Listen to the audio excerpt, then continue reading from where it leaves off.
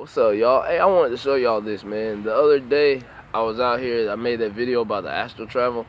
So I'm always fooling around with trees and stuff, and y'all know I study the occult and stuff, right?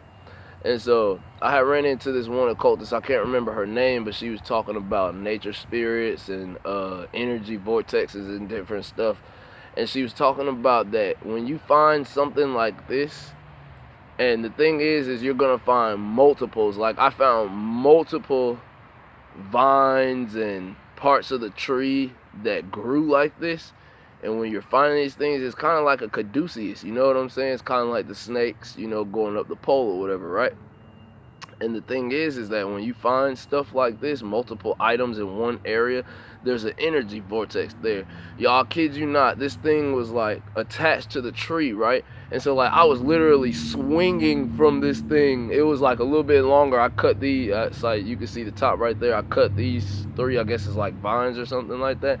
And I was swinging from the tree, and the fourth time I went to go around the tree, the shit gave, and I was like, whoa, it was crazy how it was just like something said look up, and I just seen it hanging from the tree.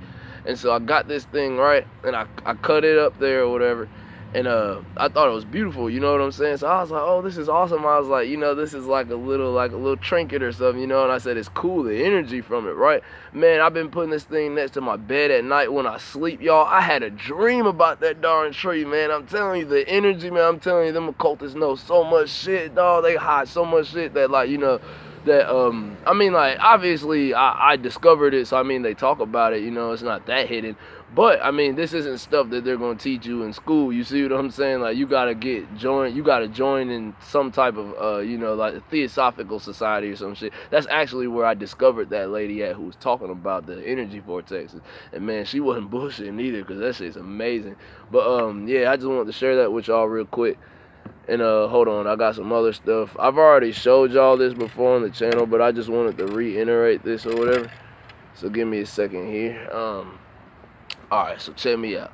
Y'all know, man, I stay with the crystals. This is one of my little quartz points that I work with or whatever. This is real good for dream recall, and it's supposed to help with astral travel too. Clear quartz, the master crystal, works for all your chakras. You can align it to anyone, program it however you want.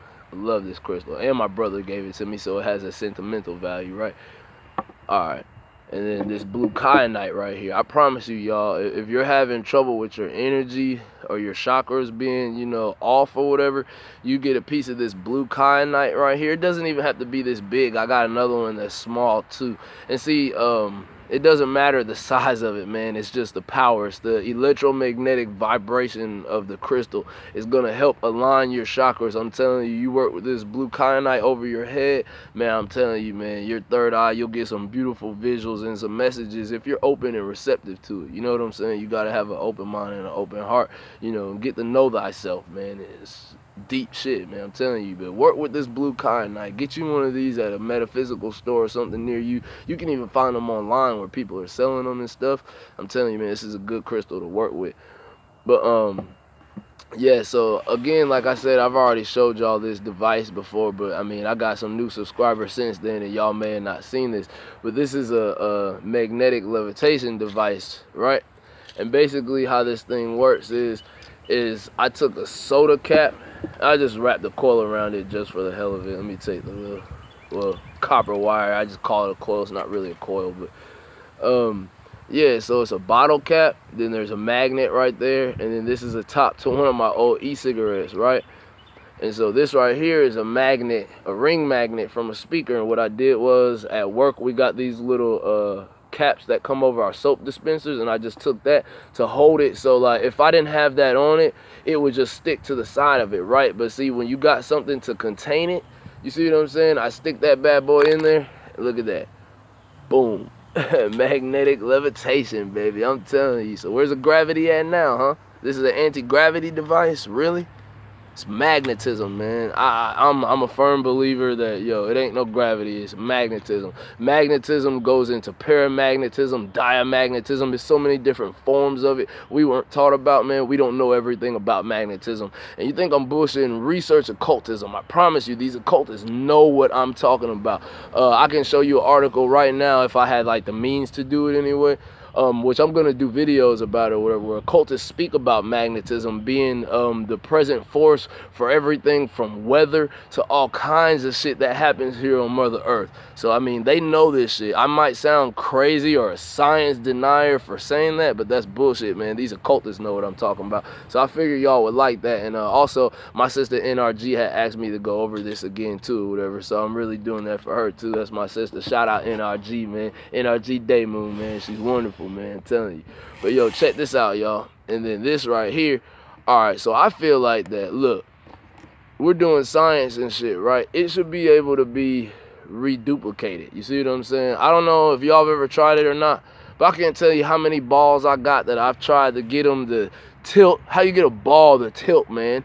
And then also, not that, I couldn't get it to spin. The water just ran off of it. But guess what? I can reduplicate. I can reduplicate the cosmic tree, the world tree.